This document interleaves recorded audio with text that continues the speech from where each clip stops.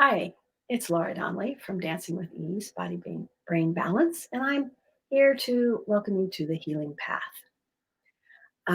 This is a series of conversations that features friends and colleagues of mine who are working in many different areas of the healing field. The thing that we pretty much all have in common is believing that all healing starts with self-healing and then it expands outward from there. Today, my guest is Kristine Goad, and she is a lovely, lovely woman who has a beautiful story to tell you. And I will bring her on screen now, and she can introduce herself and let you know a little bit about her history and her healing path. Hi, Kristine. Hi, Laura. Thanks for having me here. I'm so glad you could be here. Me too. Just a little bit about me. I call myself the Surfing Your Edge coach, and I tend to work with people over 40 who are figuring out the next stage in their lives. A lot of times, by the time you get to this age or that age or whatever age, you've been so many things to so many people, you've kind of lost track of who you are, what's possible for you, and how big you can dream. So I help people get in touch with that. And then once we know what it is you're looking for, we go out and get it. And really build a life that you love. I like that, and it is true. After a certain period of time, whether your time as a mom has ended, and you have more free time to do something that you always dreamed of, or whether you just had been in a career for 15 or 20 years and you feel like it's time to do something else. So I think it's a great idea. Thank you. And today you were going to share with us a path is made by walking. Yes. I was one of those people who took forever figuring out what I wanted to be when I grew up. And sometime, I don't know, in my early 30s, I started looking and I decided that I wanted to be an entrepreneur of some sort and I wanted to help people and I wanted to have a nomadic lifestyle. I wanted to be able to work from anywhere in the world. And I started doing everything I could to learn how to do those things, right? And you know, how to travel and how to build a business. And the problem was there were a couple problems. One problem was that I was trying to look into the future and I knew what I wanted to bring to the table, but I didn't know how it was going to look. And so I kept trying to think my way from where I was to where I wanted to go because I was a smart woman, right? And I was, I had access to all of this information. I should be able to figure out from here to there. But all I saw was this brick wall. So then I'm like, okay, maybe I can sneak around the side, or maybe I can go out into the future and figure out what that looks like and then reverse engineer it. And no matter what I did, I kept learning and learning and, meeting people and having ideas, but I was not willing to do anything. I would make deadlines and they would pass, and I'd make new deadlines and they would pass. And I just could not see what it was I was going to build.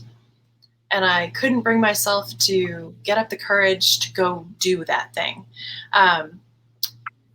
And finally, I came across a quote that says, "A path is made by walking." And I went, oh,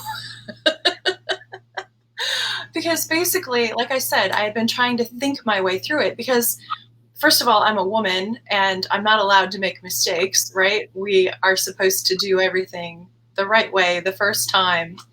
And so, I had the perfectionist thing going on and I didn't want to waste time and I didn't want to waste money.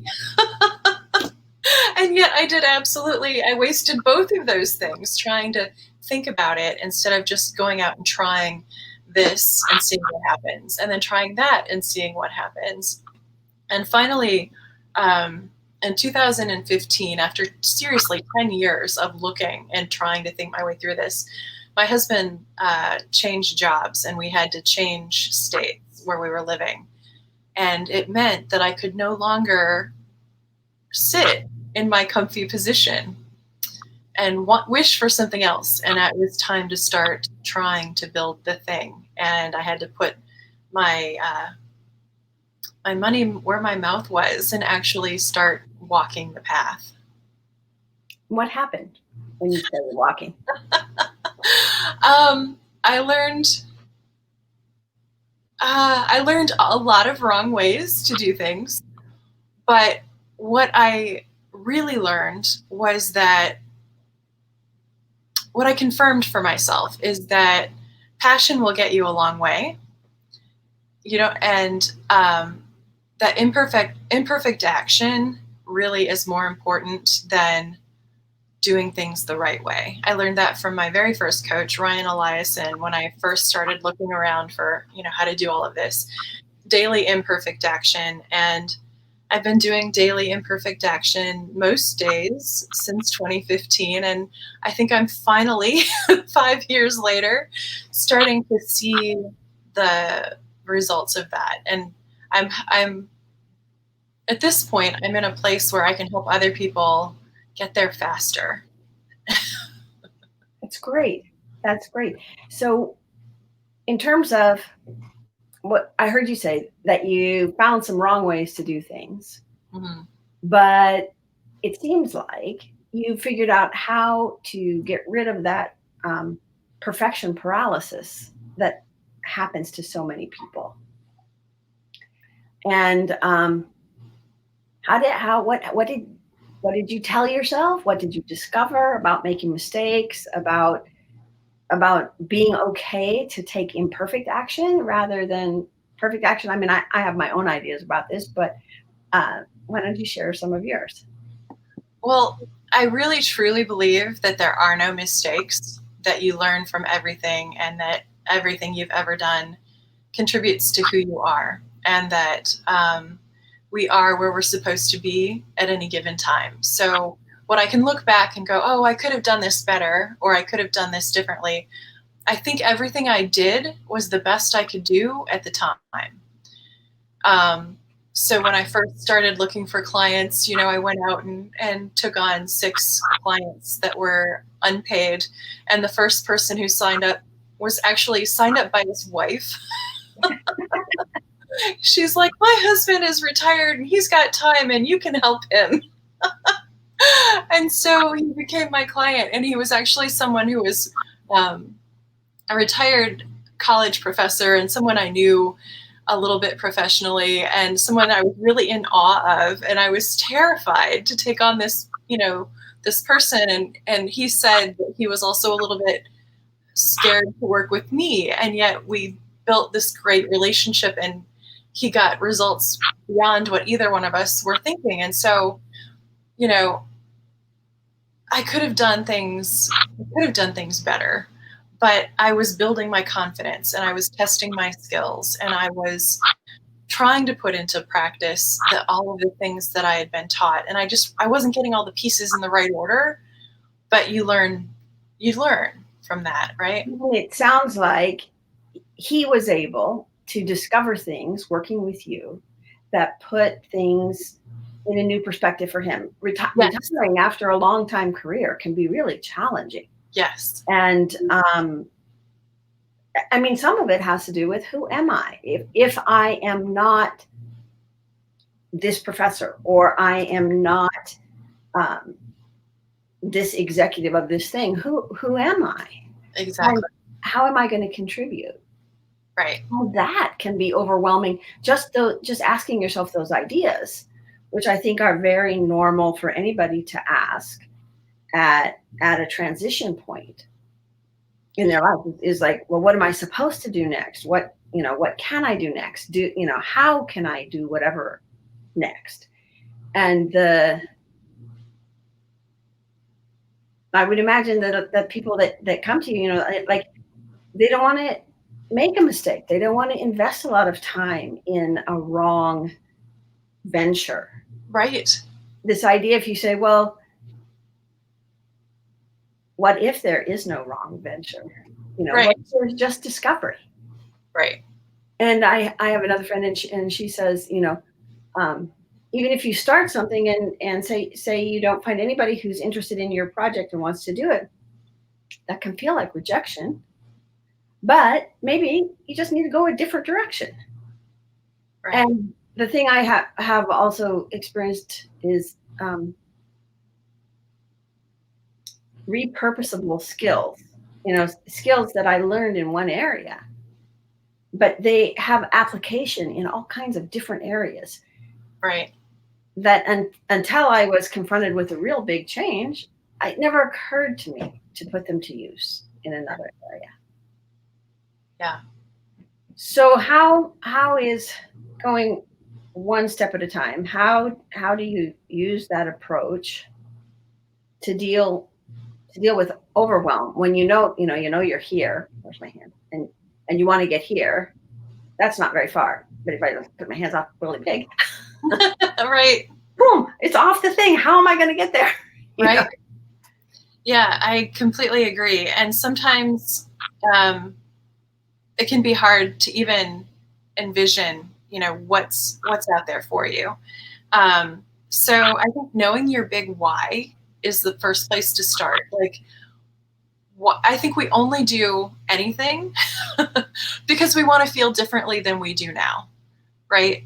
Otherwise, why bother to change? If we feel good every day, then everything's fine and there's nothing to change. So knowing what it is that you want to come into your life, how you want to feel every day, why you want to make the changes you want to make. I think knowing that and holding on to that, and maybe even writing it down or reading it every day or every couple of days, can really help keep you focused.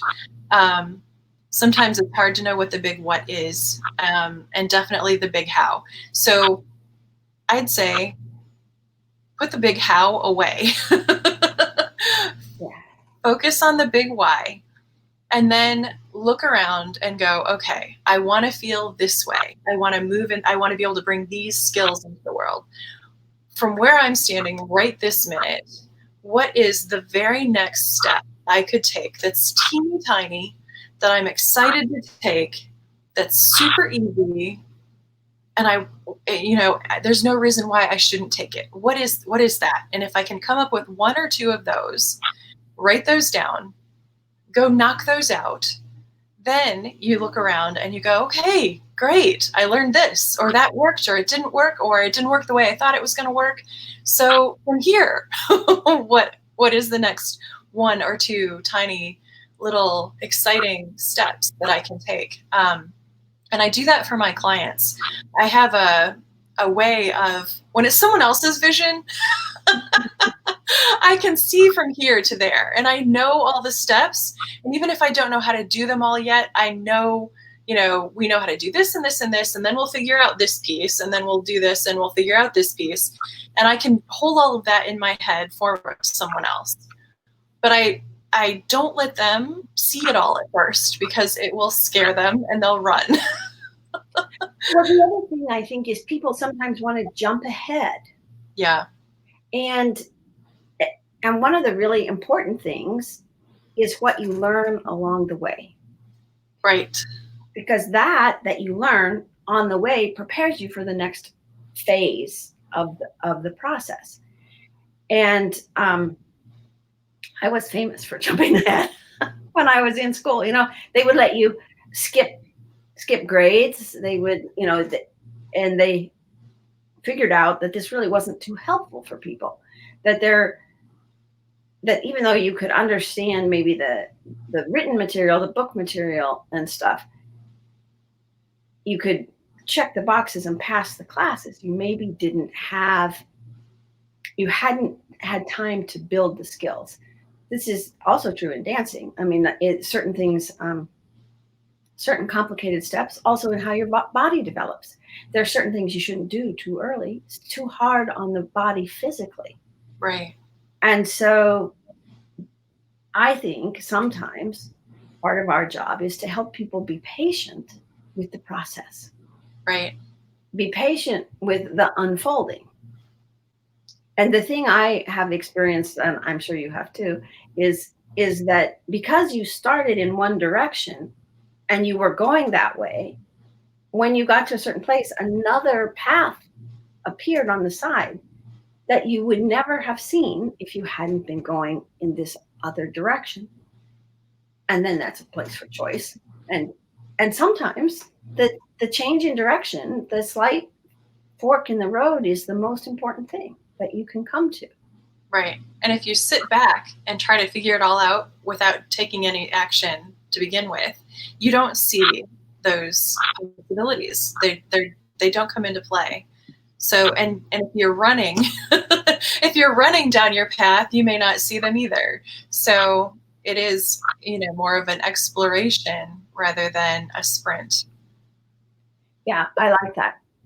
An exploration. And and like you said at the very beginning, nobody starts on a quest for change if everything is perfect in their life, quote unquote. And so depending on what happened, um, like retirement, somebody knows retirement's coming and they can kind of phase into that. Still doesn't mean it's comfortable, still doesn't mean it's easy. But other times, like, your industry can fall out from under you. And you can suddenly be confronted with this without any advance warning. And then you can feel like, I've got to make a decision right away. Mm-hmm. I absolutely need to change something, anything. Yes. So in terms of somebody starting, what are some of the tools you ask them to use, or some of the, like, do you have people do like an assessment of where they are, or a, what am I thinking it is? Like just dream, like somebody who's retiring. I mean, really, that's like an open door, into, like, actually, I used to have this image of spending the night in a furniture store where they had the rooms all set up, different kinds of rooms, and just going from room to room and checking out different lives. Nice. Yeah. It kind of depends on the person. And actually, going back to what you said about, things change with unexpectedly. We saw so much of this when COVID happened. And so many entrepreneurs I knew were all like, pivot, pivot, pivot, pivot. We've got to pivot. And it's like, okay, let's take a breath. And before we pivot, before we decide that what we're doing won't work anymore, let's do some tests and try to see, does what I'm doing still work? And if it doesn't, then pivot. But the idea that, everything's changed, so I have to change everything, that really kind of, I put on the brakes and I just sat there for a while. I just sat. I mean, I probably spent 2 weeks just trying to fill myself up because I felt like a leaky cup. And all of the energy was flowing out. And no matter what good thoughts and energy I put in, it was just going and going and going. And I was just watching all of these people having pivot parties and stuff where they could, brainstorm new ways to do things. And I just couldn't go.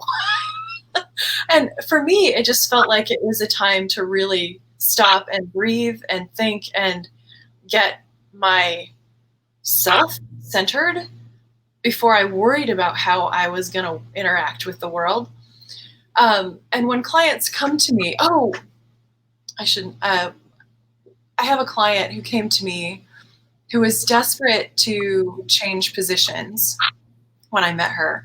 And when we first started working on together, we were going to look for a different career for her because she wasn't even sure. She wasn't even sure she wanted to just change jobs. She thought she might want to change industries. And then COVID hit, and suddenly it was like, oh my God, I can't leave now. I can't be the new person at a new job when everything's up in the air. So now suddenly we're looking at, okay, how do we survive where you are and think longer term?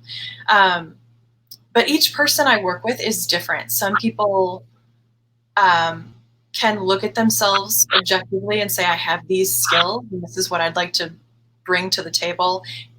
I don't know what that's going to look like, but maybe it'll, we'll move in this direction. Other people don't yet know what they're capable of, and I have to do what you said. I mean, I don't have an actual tool that I use. That's Walt, my dog shaking. He's entered the conversation. I don't have a specific tool that I use, but I sometimes have to help people envision, because if you just say, tell me what you want life to look like in 5 years or 10 years or even, next year, that's overwhelming. So that's why I start with, how do you want to feel? I really think that that's a big, that one's kind of static, right? I mean, you want to feel safe and you want to feel happy in some way, and we go deeper than that. We don't just say happy. We find out what happy feels like in your body and all of that. But you want to feel like you're contributing something to the world, right? So we start with, how do you want to feel? And then we work into, when have you felt that way before? And when you envision yourself feeling that way in the future, what does that look like? Where are you? Who are you with? What are you wearing? What house are you in? Or what venue are you in? And we just start envision, just like you said, daydreaming. But some people are more skilled at that than others. Some of us have just lived so by the rules and between our guardrails, and have just kept everything flowing along the way it's supposed to go. And we've kind of lost our ability to dream for ourselves. I think people get in a groove. They also might have gotten into a career that or a position or a job that they kind of just fell into and were good at, but that isn't really fulfilling. And I was thinking when you were talking before, I one time when I was young, 30 or something, I took some like a 20-year plan. And this was so crazy. I mean, we took this thing home and had boxes on it. And you were supposed to write down something that, you wanted for the next 20 years. The first week I went back to the workshop, I had put down how old I was in each square. And the person thought I was making a joke, And I'm like, no, I don't know what I want. I really don't know. I just want to be here at this time, at this age. And so I think it's really great that you don't have a formula that you try to get people to fit into, because that formula didn't fit me. It was actually like overwhelming and confrontational. And how do I do it right? I mean, all those things. And later I just took it and I kind of wrote, and I wrote across the years, and I actually wrote dream things. And they weren't tied to specific years necessarily, and they involved teaching and some other things. And when I loosened up from that format, I had something that actually has come to pass over time. But that path that person was working wasn't a good path for me. Right. And so I think that this idea of coming to where you are and knowing you need to make a change, that's really fertile ground. There's a lot to have happen there in terms of building and growing. And I think what you said also is very important, is that sometimes we're like so close to something, that we can't see it. Right. And having somebody to talk to, somebody to share with, gives you a little space, and it gives you a little support as you start to walk on a new path. Right. And the person's there, they can't even say, try something. If it doesn't work, come back, we'll think of something else. Right. And that takes the like, oh, I don't have to have a business name and incorporate today. No, just what are you going to do? Try that. See if Right. you even like that. That's a nice idea, but what if you hate doing that? One time I was doing training to be a psychotherapist, mostly because I wanted the information. Right. But like I got like through 3 years of training, and I'm like, I'm going to spend my entire day sitting in a room with one person at a time, just listening to problems. Yeah. I like, oh heck, that was not what I envisioned when I started this. So I ended up not doing that. But that can happen. But if I had never done the training, I might have not done anything and spent my whole life thinking, well, one day I'm going to go to school and I'm going to do this. But I started the training. And I learned a lot of good stuff that's been valuable in my life and useful. And I also learned, oh, the way this job pans out isn't the way I like to be. Right. Idea that then, that you can help people discover this and then discover how to use those same skills and tools Yeah. in a situation that's more harmonious. Like you said, like envisioning how they want their day to look or their office or where they want to be. For me, I like living in rural America, but it's not a great place for teaching dancing. So I have listed in the description of the video links and ways for people to meet you. You have a group, you have a Facebook group, right? And your blog. You have your book. You write, multi-talented and creative. Which is why I didn't go anywhere, because I didn't know what to do. Well, I think that this is often a challenge for people who can do many things, and the idea that you have to pick one thing. I find Right. that to have been stressful in my life, that I had to pick one thing. Right. And I am very good at holding space for people to not have to choose one thing. And I just wanted to go back a little bit to what you were saying. I know we're almost out of time, but Don't even worry. I'm sorry? Don't even worry about time. Okay. Okay. But I love that you said, how do I do it right? You were trying to fill out that thing that someone was going to grade in some way, or at least judge in some way. And we were talking before we started recording about how comparison is a really dangerous thing, and trying to follow someone else's footsteps, or trying to compare yourself to someone else, is really a dangerous and harmful practice. So coming back to yourself first, figuring out what feels good for you is really important. And then if you do need somebody to talk to, a lot of times, first of all, don't feel guilty or like you're a failure if you need someone to talk to. We all do. I've met so many women who will be like, oh, I'm a smart woman, I should be able to figure this out. And it's like, yes, we're all smart women, but we still all need someone to talk to. And I think one of the biggest things that I do as a coach is give you permission. I just give you permission to be you and to explore and to figure that out. And then the other thing that I can do, or that coaches can do for you, or another person can do for you, is to remind you to celebrate. Because like you said, everyone wants to race down the path, right? I'm going to do this and I'm going to do this. And they don't even stop to celebrate when the things that they're doing are bringing little pieces of success. Like I had an employer at one point, and I had to write down for her at one point, do you know that we did this and this and this and this and this and this in this year? And she was like, oh, we need to remember to celebrate, and to celebrate wherever we are at whatever stage, because the only way you can change things for the better is to appreciate where you are now. That's really important. That is so important.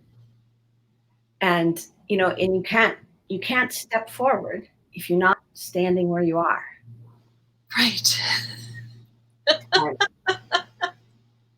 So It's really, really lovely to talk to you, Kristine. And we talked, gosh, it's probably been 6 weeks ago or so on your podcast. So um, for people who want to get in touch with Kristine, you can comment in this video. You can click her links, and we will have the Healing Path group open, and the video will be there in case you want to share it and have friends take a look at it. Thanks so much for visiting with me today, Kristine, and sharing your joy and excitement about exploring, discovering a path, and your work, which is helping people discover their paths, which I think is really beautiful. Thank you, Laura. It was really nice to talk to you again. Yep. Take care. You too. See you soon. All right.